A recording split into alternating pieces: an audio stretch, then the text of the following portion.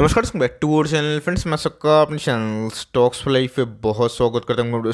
Fill family day film बस को पता है कि शाम को हमारी एक वीडियो आती है स्टॉक फटाफट या फिर न्यूज़ फटाफट, जहाँ पे वीडियो एक चर्चा ने कौन स्टॉक में क्या न्यूज़ आ रही है और क्या बेस्ट बाइंग लेवल इमर्ज हो रहा है। इतना मैं आप सबके लिए होमवर्क करके लाता हूँ, उससे रिक्वेस्ट है वीडियो के एंड तक बने रहे, क्योंकि आज के दिन बहुत बड़ी बड़ी अपडेट्स हैं। चैनल फर्स्ट टाइम होंगे सब्सक्राइब कर सकते हैं इस तरह क्वालिटी कंटेंट को सबसे पहले एक्सेस करने के लिए। Now without delaying any for time, let's begin.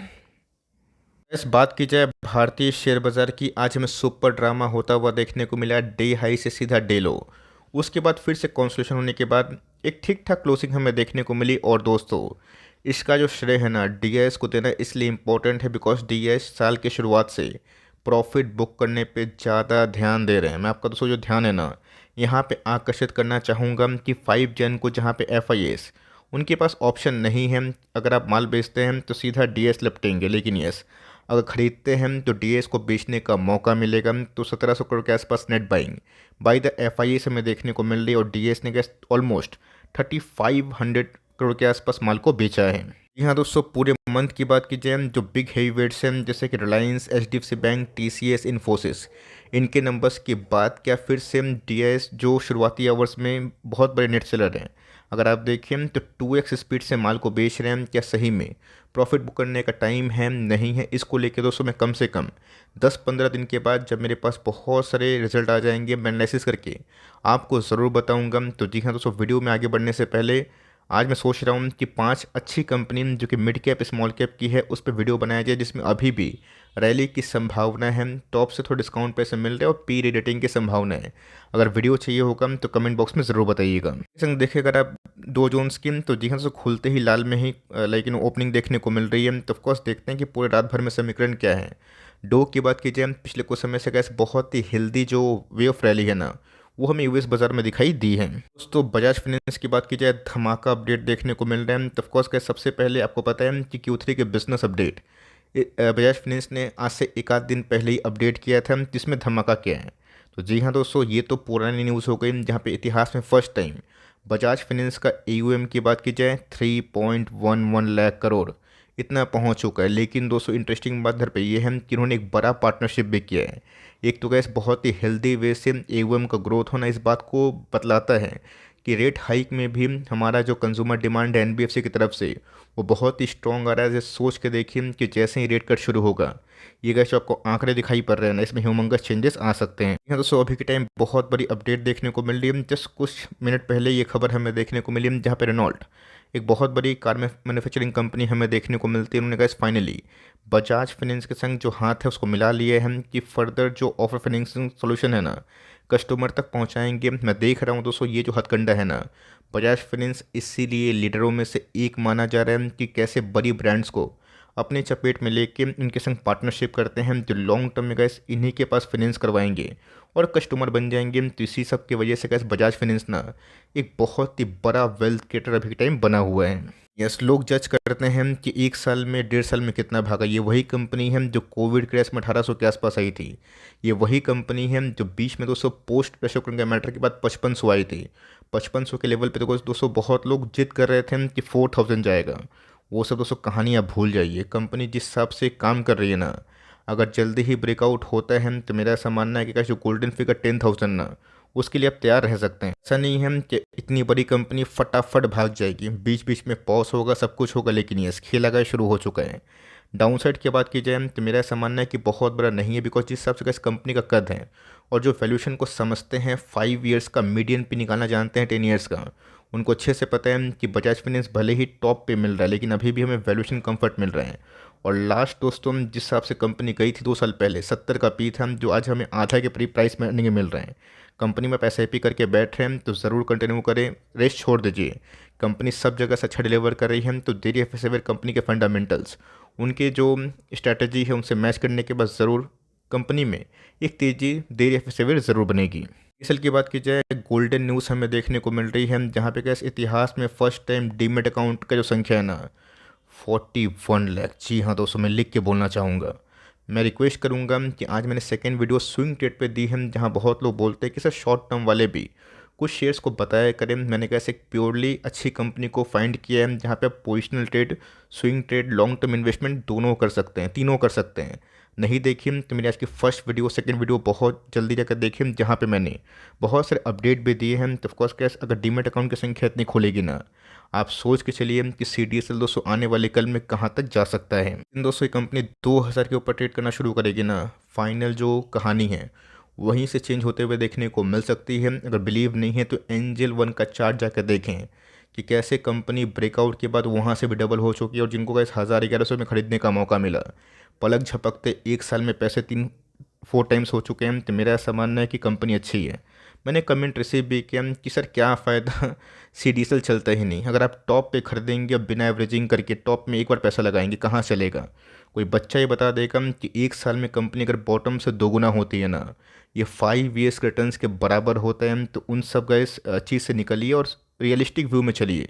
तो CDSL दोस्तों लॉन्ग टर्म में अपने निवेशक को बहुत ही मालामाल किया है। इनकी बात की जाए, इनके भी गैस Q3 के बिजनेस अपडेट आ गए हैं, और मोर और लेस मुझे गैस इनके Q3 के बिजनेस अपडेट ना काफ़ी अच्छे लग रहे हैं। तो गैस आई केयर की बात की जाए, वहाँ से बहुत बड़ी डेवलपमेंट नहीं आई, लेकिन यस इनकी इमर्जिंग बिजनेस और कैरेटलैंड को हाल ही में दोस्तों कंपनी ने एक्वायर किया था, उधर से भी एक बहुत ही ह्यूमंगस ग्रोथ हमें देखने को मिल रही है। और मैंने बहुत बार सही टाइम पे सही डिप पे इसको कवर किया था। जिनको खरीदने का मौका मिला, एंजॉय द रैली। नहीं खरीद पाए, हाथ से निकला, लेट इट गो। कोई भी कंपनी को पीक वैल्यूएशन पे खरीदना सही नहीं है। अब भले ही बजाज फाइनेंस की बात की जाए, वो पीक प्राइस के पास है, लेकिन पीक वैल्यूएशन भी दूसरी चीज़ होती है। आप जिस दिन का इस पीक प्राइस और पीक वैल्यूएशन के बीच में डिफरेंस समझेंगे, उस दिन आप स्ट्रैटेजी ठीक से बना पाएंगे कि कैसे कंपनी पीक प्राइस पे तो रहती है 2 साल के बाद उसी प्राइस में, लेकिन वैल्यूएशन आधा होते हैं।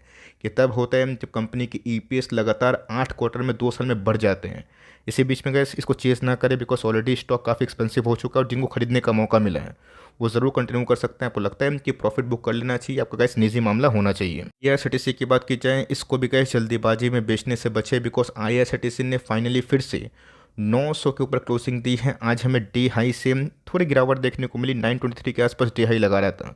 एक चीज़ दोस्तों, कंपनी 2 साल के बाद जो पुराना पीक था 900 के आसपास, उसके पास जा चुकी है। तो बोलेंगे सर कहाँ पे आया, तो मैं आपको दिखाना चाहूँगा। ये दोस्तों रहा 900 के आसपास, 860 के आसपास, जहाँ पे कंपनी ने कंफर्टेबली इस लेवल को ब्रीच किया है। तो ऑफकोर्स गैस इस लेवल के बाद जो कंपनी भागेगी ना, 1000 के आसपास क्लेम कर सकती है। इसको तोड़ने के बाद हवाई जो यात्रा है उसके लिए अब तैयार रहिए। कंपनी के EPS लाइफ टाइम हाई पे है, और कंपनी के वैल्यूएशन मीडियन पी से अभी भी नीचे है। जो मेरा ऐसा मानना है, गोइंग फॉरवर्ड स्ट्रॉन्ग नंबर्स के बाद और भी समीकरण चेंज हो सकता है। छोटी मोटी पुल बैक और प्रॉफिट बुकिंग से घबराइए मत।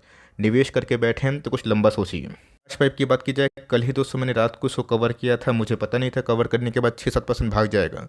कभी कभी लक होता है कि चलो कवर करो, नेक्स्ट कंपनी भाग गई, तो ऑफकोर्स कैसे में कोई बड़ी बात नहीं। लेकिन यस, मैं आपका ध्यान दोस्तों आकर्षित करना चाहूँगा डॉली खन्ना मैम के ऊपर। और बात की जाए मुकुल अग्रवाल साहब के ऊपर, जनरली गैस आपने नोटिस किया होगा कि मैं बड़े इन्वेस्टर का जो चाल है ना, उसको उतना फॉलो नहीं करता हूँ। लेकिन यस, बड़े इन्वेस्टर का भी दोस्तों चाल होता है, उसको बस देखना ज़रूरी है, फॉलो करना है, उनके पोर्टफोलियो से मैच करना है। ये कहीं नहीं लिखा, बिकॉज हर एक बड़े निवेशक का ना मल्टीबैगर अलग अलग होता है, कोई सेम नहीं होता है। तो इधर पे कैसे अच्छी खबर है कि हम लोगों ने इस कंपनी को 150 के आसपास ग्रैब किया। आज कंपनी 450 के आसपास चल रही है। अब तो बड़े नाम जैसे मुकुल अग्रवाल साहब की बात की जाए, डॉली खन्ना मैम तो पहले ही स्टेक बढ़ा के रखा है। ये एक अच्छी बात मानी जा सकती है। सब कुछ सही रहा, PD रेटिंग हुई और इनके नंबर्स ऐसे ही आना शुरू हुए जैसे कि आ रहे हैं। तो मेरा ऐसा मानना है कि प्योर रेसिपी है।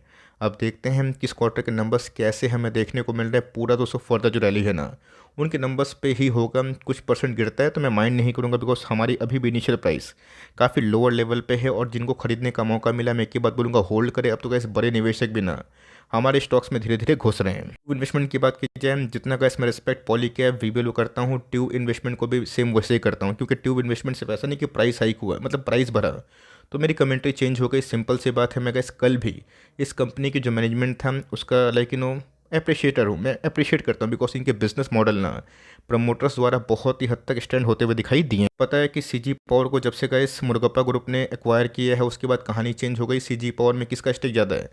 ट्यूब इन्वेस्टमेंट का। वो तो गैस सेमी कंडक्टर का प्लान कर रहा है, और उस न्यूज़ के बाद कंपनी 15% भागी थी।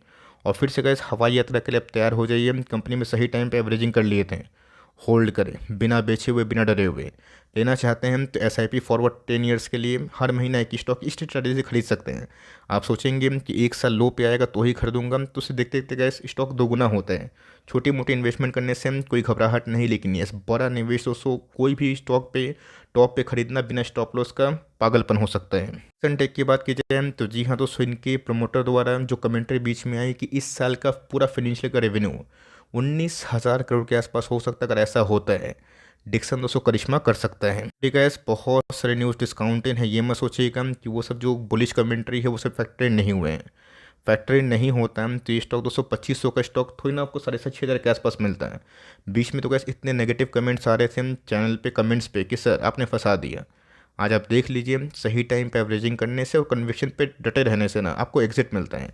तो भैया अगर आपको डर लगता है तो एग्जिट कर लीजिए, कल किसी को ब्लेम मत करिए। लेकिन यस, आपको लगता है कि बिजनेस में दम है, मैं फिर से अगर स्टॉक गिरता है 1,000-2,000 पॉइंट में घबराऊंगा नहीं, तो वहाँ पे ऐसी कंपनी पे बने रहने में कोई खराबी नहीं है जो मेक इन इंडिया में डील कर रहे हैं और जिनको PLI से 5 बेनिफिट मिला और PLI 2.0 से भी गैस आने वाले कल में बेनिफिट मिल रहा है और बहुत सारे ग्लोबल पार्टनर्स भी इसके संग धीरे धीरे जुड़ रहे हैं।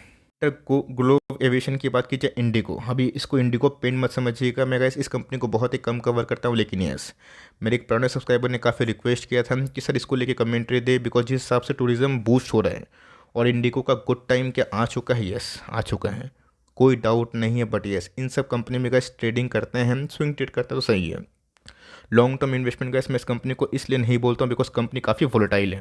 मल्टीपल रीज़न भी है, बिकॉज कंपनी को चलाने के लिए बड़ी पूंजी की आवश्यकता होती है।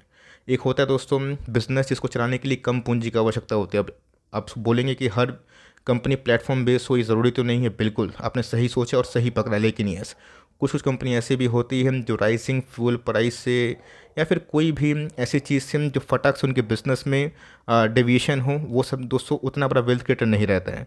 अब जो बाई लो सेल हाई करना जानते हैं वो अपने आप में कैसे एक अलग कैटेगरी के इन्वेस्टर हैं जिनको सही में बाजार की थोड़ी बहुत समझ है। बट ये अगर आप सोचते हैं कि इन सब कंपनी में लॉन्ग टर्म निवेश करके मल्टी अगर पैसे बने, तो ये तो कैसे मुझे समझ में नहीं आता।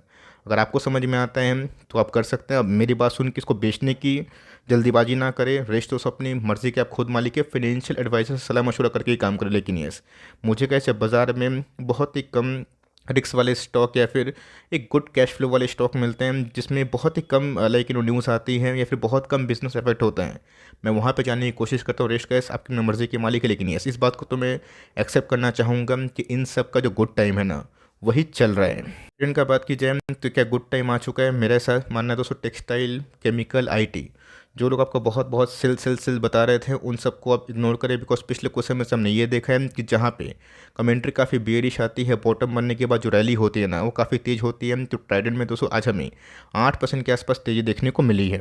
270 से गिर के 25 के आसपास आया था और 25 से गैस भाग के 41 के आसपास। लेकिन यस, सारे 42 के ऊपर जाएगा, 43 को क्रॉस करेगा, 43 जिसको हम लोग हिंदी में 43 बोलते, 43 अगर इसको तोड़ता है तो कंपनी दोस्तों आने वाले कल में और भी रॉकेट बन सकती है। अगर आपने सही टाइम पे निवेश कर दिया है तो होल्ड करें, करना चाहते हैं तो टुकड़ों में खरीद सकते हैं। आप चाहें तो Q3 के नंबर्स के बाद वैल्यूएशन कर सकते हैं। एक बार में निवेश करने की सलाह नहीं है। बहुत लोग सोचते हैं कि 40 का स्टॉक 400 हो जाएगा, 4,000, ये कोई सच नहीं है। MRF 220 में गिर के रसिकुलन का मैटर के बाद 70-65 के पास था, आज 1,30,000 के लगभग है। बोलने का क्या मतलब है, ये ज़रूरी कभी नहीं है कि 40 का स्टॉक 400 होगा और 65-70 हज़ार का स्टॉक डबल नहीं होगा। MRF दोस्तों एक लाइव एग्जाम्पल है। मार्केट कैप पे ध्यान देना बहुत ही इंपॉर्टेंट है। तो कंपनी छोटी है, प्राइस छोटा है, कंपनी छोटी नहीं है। बिकॉज अगर आप मार्केट कैप देखें ना, कंपनी का मार्केट कैप 20,000 करोड़ के आसपास है, जो एक मिड कैप क्वालिटी का स्टॉक है।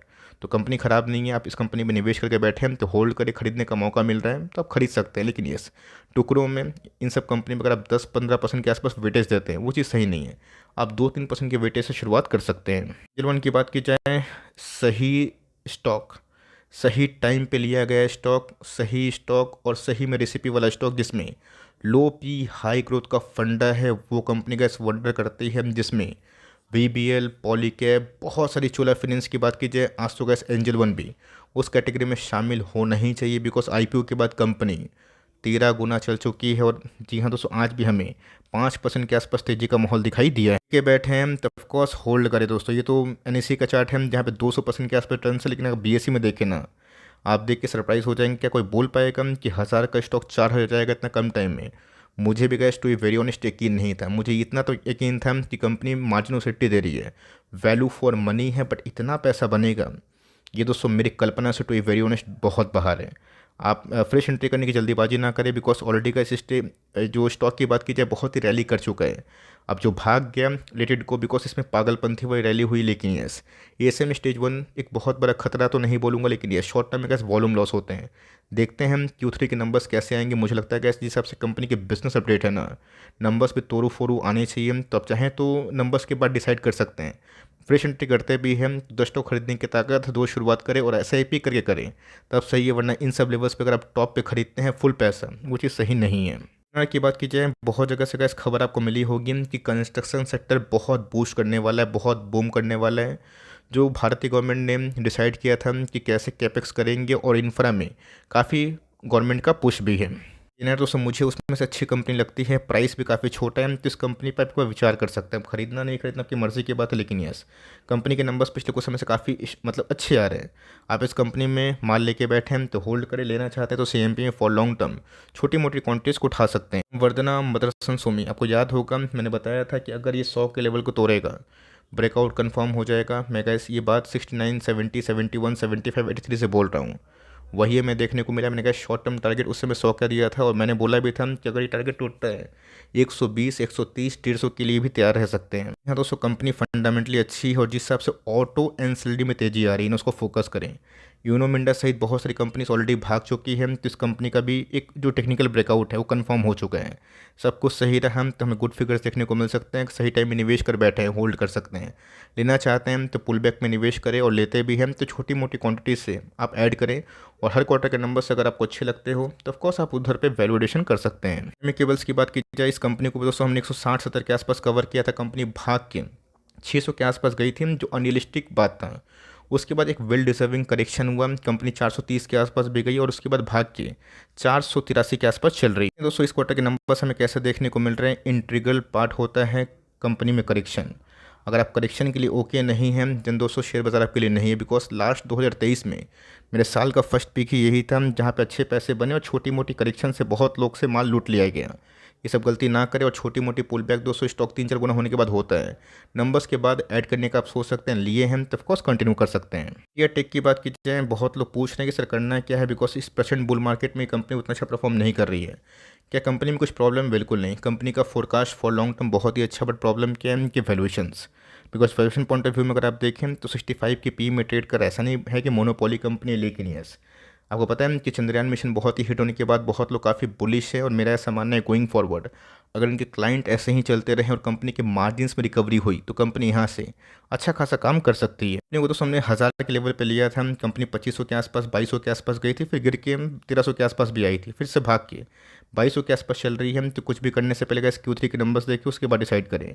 कंपनी एक्सपेंसिव तो है, बट फॉर लॉन्ग टर्म अगर इंडिया का डिफेंस बजट ऐसे ही रहा और पुश ऐसे ही रहा मेक इन इंडिया को लेके, तो कंपनी यहाँ से अच्छा खासा काम कर सकती है। रेश का इस बाजार की मर्जी है, बाजार मालिक है।